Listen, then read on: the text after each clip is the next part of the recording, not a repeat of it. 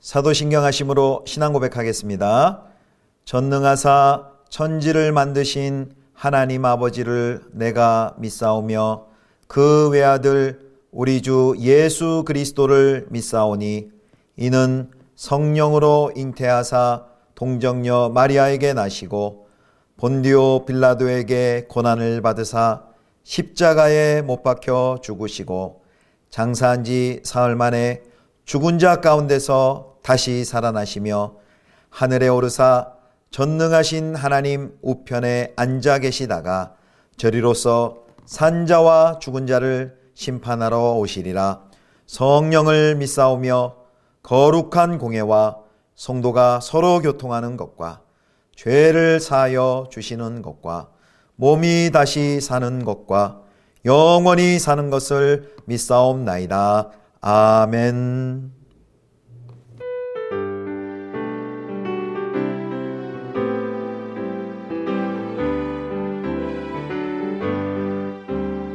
슬픈 마음 있는 사람 예수 이름 믿으면 영원토록 변함없는 기쁜 마음 얻으리. 거룩하신 주의 이름 너의 방패 삼아라. 환난 시험 당할 때에 주께 기도드려라. 예수의 이름은 세상의 소망이요. 예수의 이름은 천국의 기쁨일세. 존귀하신 주의 이름 우리 기쁨 되도다. 주의 품에 안길 때에 기뻐 찬송 부르리. 예수의 이름은 세상의 소망이요. 예수의 이름은 천국의 기쁨일세. 우리 갈 길 나간 후에 보좌 앞에 나가 왕의 왕께 경배하며 멸류관을 드리리. 예수의 이름은 세상의 소망이요. 예수의 이름은 천국의 기쁨일세. 예수의 이름은 세상의 소망이요. 예수의 이름은 천국의 기쁨일세.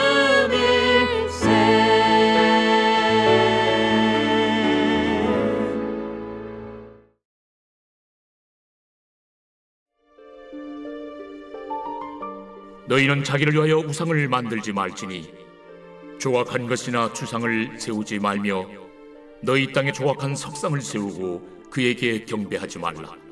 나는 너희 하나님 여호와임이니라. 너희는 내 안식일을 지키며 내 성수를 경외하라. 나는 여호와이니라. 너희가 내 규례와 계명을 준행하면 내가 너희에게 철따라 비를 주리니 땅은 그 산물을 내고 밭의 나무는 열매를 맺으리라. 너희의 타작은 포도 딸 때까지 미치며 너희의 포도 따는 것은 파종할 때까지 미치리니 너희가 음식을 배불리 먹고 너희의 땅에 안전하게 거주하리라. 내가 그 땅에 평화를 줄 것인즉 너희가 누울 때 너희를 두렵게 할 자가 없을 것이며 내가 사나운 짐승을 그 땅에서 제할 것이요 칼이 너희의 땅에 두루 행하지 아니할 것이며 너희의 원수들을 쫓으리니 그들이 너희 앞에서 칼에 엎드러질 것이라. 또 너희 다섯이 백을 쫓고 너희 백이 만을 쫓으리니 너희 대적들이 너희 앞에서 칼에 엎드러질 것이며 내가 너희를 돌보아 너희를 번성하게 하고 너희를 창대하게 할 것이며 내가 너희와 함께한 내 언약을 이행하리라. 너희는 오래 두었던 묵은 곡식을 먹다가 새 곡식으로 말미암아 묵은 곡식을 치우게 될 것이며 내가 내 성막을 너희 중에 세우리니 내 마음이 너희를 싫어하지 아니할 것이며 나는 너희 중에 행하여 너희의 하나님이 되고 너희는 내 백성이 될 것이니라. 나는 너희를 애굽 땅에서 인도해내어 그들에게 종된 것을 면하게 한 너희의 하나님 여호와이니라. 내가 너희의 멍에의 빗장을 부수고 너희를 바로 서서 걷게 하였느니라. 성도 여러분, 좋은 아침입니다. 하나님의 은혜와 평강이 가득히 넘치기를 축복합니다. 오늘은 레위기 26장 1절에서 13절 말씀으로 순종이 주는 선물, 순종이 주는 선물 이란 제목으로 함께 하나님 말씀 묵상하겠습니다. 이제 26장에 들어서는데요. 이제 26장에서는 레위기 율법을 마무리하면서 언약에 순종하는 자에게 주시는 하나님의 축복, 그리고 언약에 불순종하는 자에게 주어질 그 저주에 대해서 언급을 합니다. 이렇게 언약에 근거한 계명은 반드시 이 축복과 저주를 동반하게 되는데요. 이는 고대 근동에서 나타나는 전형적인 양식입니다. 자, 그렇다면 이제 오늘 본문에서는 순종하는 자에게 주어지는 축복, 하나님의 선물을 살펴볼 텐데 네 가지를 살펴보겠습니다. 자, 네 가지 살펴보기 전에 먼저 첫 번째로 1, 2절에 보면 그 언약의 규정에 관한 그 서론에 대해 나옵니다. 우리 1, 2절 말씀 봅니다. 너희는 자기를 위하여 우상을 만들지 말지니 조각한 것이나 주상을 세우지 말며 너희 땅에 조각한 석상을 세우고 그에게 경배하지 말라. 나는 너희의 하나님 여호와임이니라. 너희는 내 안식일을 지키며 내 성소를 경외하라. 나는 여호와이니라. 아멘. 이 세 가지가 1, 2절에 나와요. 첫 번째는 뭐냐면 우상 숭배 금지에 관한 규정입니다. 우상은 결국은 내 욕심을 정형화한 것이죠. 무엇을 만들든지 어떤 우상을 섬기든지 그것은 내 그 욕망이 발현된 것입니다. 그래서 자기 욕망에 부합하지 않으면 언제고 그걸 또 폐지해 버리죠. 그래서 우상 숭배는 결국은 자기의 욕망을 따라 사는 삶입니다. 우상을 숭배하지 말아라. 두 번째는 뭐냐면 안식일을 지켜야 한다는 말이 이제 나옵니다. 2절에 나오죠. 여기 본문에는 히브리 원어에는 나의 안식일들이라고 복수로 되어 있습니다. 복수로 되어 있다는 것은 23장부터 제시해왔던 그 안식일, 희년, 또 월삭 여러 절기를 모두 포함한다는 뜻입니다. 바로 이 안식은 우상을 제거하고 이제 내가 하던 그 일을 중단함으로써 철저히 무기력 상태로 들어가므로 하나님만이 모든 생명의 원천이십니다. 창조주십니다. 라는 것을 고백하는 것이 바로 이 안식을 지키는 것입니다. 마지막으로 이제 여호와의 이제 성소를 경외해야 된다라고 말을 합니다. 세 가지, 우상을 숭배하지 말아라. 또 두 번째 안식일을 지켜야 된다. 여호와의 성소를 경외해야 된다. 그래서 이 세 가지 율법만 지키라는 것이 아니라 이 세 가지 율법이 이제 모든 율법을 대표하는 것으로 여기 레위기를 마감하면서 제시되고 있습니다. 이 세 가지의 관계, 결국 이 땅에서 우상 숭배하는 사람은 자기의 욕심을 따라 욕망을 숭배하는 자들인데요. 어떻게 그 우상 숭배하는 삶을 우리가 벗어날 수 있습니까? 바로 하나님 안에서 안식할 때, 그리고 하나님의 성소에서 하나님을 예배하는 삶을 살 때, 그때 온갖 욕망이 아우성치는 이 불의한 세상 속에서 하나님 백성답게 살 수 있다는 것입니다. 자, 이런 이제 서론이 1, 2절에 언급되고요. 이제 네 가지 순종하는 자에게 주시는 하나님의 축복이 언급이 됩니다. 자, 첫 번째입니다. 첫 번째는 이제 3절과 5절에 보면은 3절부터 5절까지 나와 있는데요. 자, 첫 번째는 이제 풍요라고 할 수 있습니다. 여기 먼저 3절 말씀을 잠깐 한번 읽고 가죠. 26장 3절입니다. 너희가 내 규례와 계명을 준행하면, 이렇게 말합니다. 여기 준행한다라는 뜻은요, 걷는다 혹은 산다라는 뜻입니다. 즉 하나님의 계명을 지속적으로 듣고 순종하고 산다, 이런 의미입니다. 그렇게 살 때 이제 첫 번째 주어지는 것이 4절 보겠습니다. 4절, 5절. 내가 너희에게 철 따라 비를 주리니 땅은 그 산물을 내고 밭의 나무는 열매를 맺으리라. 5절. 너희의 다작은 포도 딸 때까지 미치며 너희의 포도 따는 것은 파종할 때까지 미치리니 너희가 음식을 배불리 먹고 너희의 땅에 안전하게 거주하리라. 아멘. 하나님께서는 말씀에 순종하는 자들의 필요를 채워주심을 이제 4, 5절에 말씀해 주십니다. 여기 풍성함을 뭐를 상징적으로 제시하냐면요, 4절에 철을 따라, 철을 따라 내리는 비, 철을 따라 비를 주리니 때를 따라 내리는 그 비로 나타납니다. 가나안 땅을 흔히 뭐라고 얘기하냐면 이제 젖과 꿀이 흐르는 땅이다라고 말을 합니다. 근데 사실 가나안 땅을 자세히 보면 젖과 꿀이 흐르는 땅인가라고 싶을 정도로 너무도 북부의 일부 평야지대를 제외하고는 모든 지대가 다 황폐하고 황량하고 척박한 땅입니다. 전국토가 사실은 돌밭투성이다라고 할 정도로 황량한 그런 땅입니다. 또 그 토양도 이제 석회암 지역이기 때문에 비가 오면 그 물을 가두어 놓고 필요할 때마다 쓸 수도 없습니다. 물이 다 빠져나가기 때문에 저수지가 무용지물인 그런 석회암 토질인 것이죠. 그래서 객관적으로 그 땅을 젖과 꿀이 흐르는 땅이다라고 말하기가 참 어려운데요. 게다가 이제 강우량까지 부족합니다. 물을 가두어야만 이제 건기와 가뭄에 대처할 수 있을 텐데요. 그런데 왜 성경은 그 가나안 땅을 젖과 꿀이 흐르는 땅이다, 즉 목축과 농사가 아주 잘 되는 땅이라고 할까요? 그것은 하나님의 은혜로 말미암아 그 땅이 젖과 꿀이 흐르는 땅이다라고 말할 수 있는 것입니다. 그래서 신명기 11장 8절에는 내 하나님 여호와께서 돌보아 주시는 땅이라 라고 그 가나안 땅에 대해서 말했습니다. 그 하나님의 은혜가 어떻게 납니까? 바로 4절에 나타난 것처럼 철을 따라 내리는 비, 때를 따라 주시는 비, 파종을 할 때 필요한 비, 그걸 이른비라 하거든요. 9월 10월에 가을에 파종할 때 꼭 필요한 이른비, 그리고 추수할 때 꼭 필요한 늦은 비, 3, 4월에 늦은 비, 이른 비와 늦은 비를 때를 따라 주셔서 그 황량하고 황폐한 땅에서도 농사를 잘 지어서 그리고 젖과 꿀이 흐르는 땅이 되도록 하나님께서 은혜를 주신다라고 말합니다. 근데 그것이 언제 그렇게 가능합니까? 바로 레위기 26장의 규례처럼 순종할 때, 하나님의 계명에 순종하고 그의 계명을 준행할 때입니다.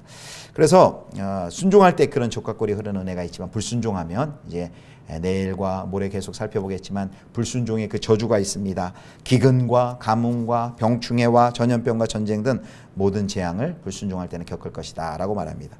그래서 이 가나안 땅은 한마디로 하나님께서 순종의 수도꼭지를 틀어지고 계십니다. 순종하면 그 수도꼭지가 열리고 불순종하면 닫히고, 하나님이 생사여탈권을 쥐고 있는 땅, 그래서 하나님께 그 생사여탈을 쥐고 계신 그 하나님께 순종할 때 하나님으로부터 오는 그 복을 누리는 땅이 바로 젖과 꿀이 흐르는 땅, 가나안 땅인 것이죠.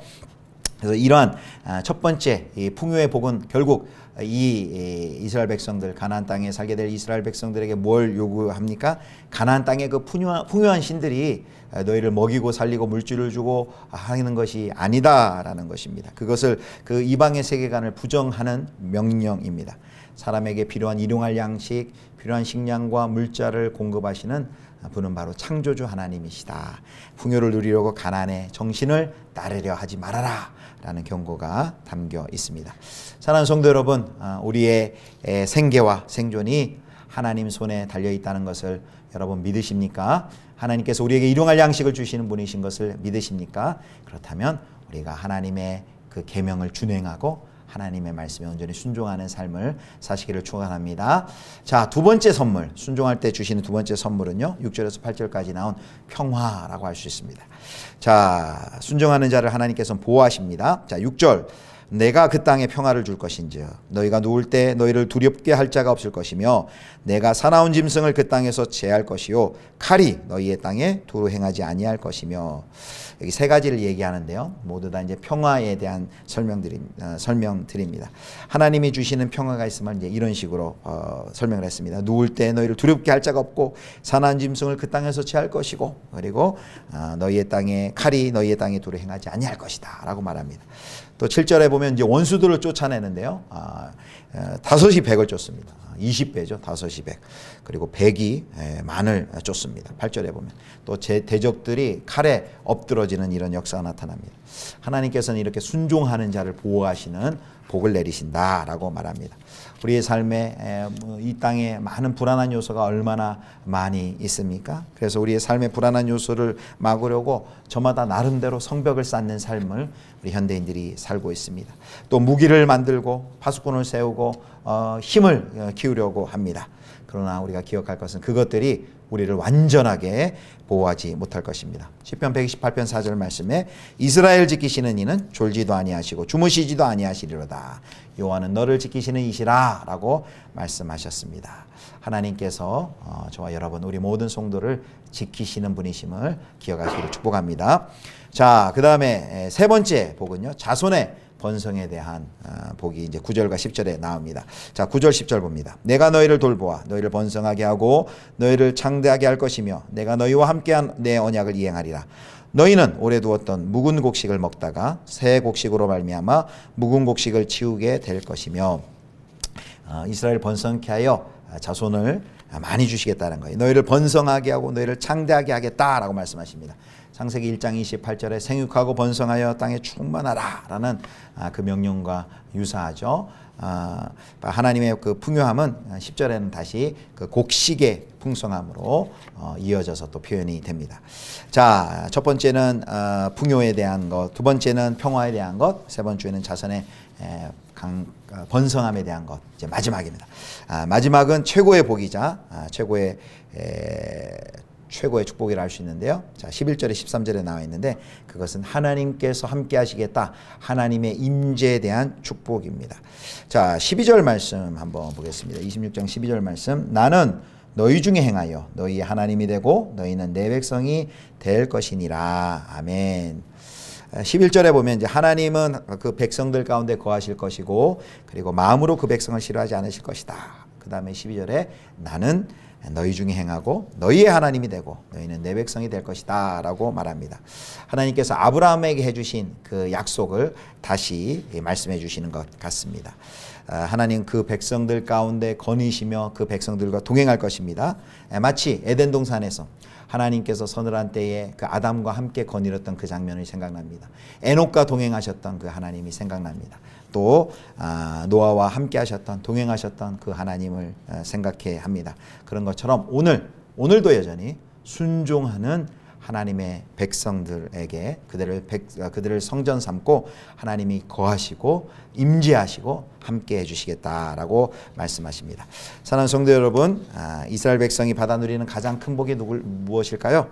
그것은 풍요나 안전이 아니라 바로 그와 함께하는 하나님인 줄 믿으시길 바랍니다. 하나님이 함께 하시고 거하시고 임재하시는 이것이 바로 우리의 가장 큰 특권이고 성도의 가장 큰 축복인 것을 반드시 우리가 믿으시길 바랍니다. 그래서 이 복을 알았던 모세는 광야에서 하나님께서 너희들끼리 나는 올라가지 않을 테니 너희들끼리 가나안 땅에 들어가라 라고 했을 때 이렇게 말하죠. 주께서 친히 가지 아니하시려거든 우리를 이곳에서 올려보내지 마옵소서 라고 하나님께 간청을 하게 됩니다. 하나님과 함께하는 것보다 큰 복은 없습니다. 하나님과 함께하는 것보다 큰 행복은 우리 그리스도인들에게 없습니다. 이 복을 누린 신앙의 선배들이 여호와는 나의 목자시니 내가 부족함이 없으리로다 이런 고백을 하지 않았습니까? 하나님의 백성이 되는 것보다 더 큰 영광과 더 큰 특권이 없습니다. 하나님이 함께 하시면 세상에 실패하고 넘어져도 다시 일어날 수 있고 소망과 믿음으로 절망의 땅을 지날 수 있습니다. 바로 순종하려는 마음을 가진 자만이 이 축복을 알아볼 수 있습니다. 이 축복에 눈뜰 수 있고 이 축복을 누릴 수 있습니다.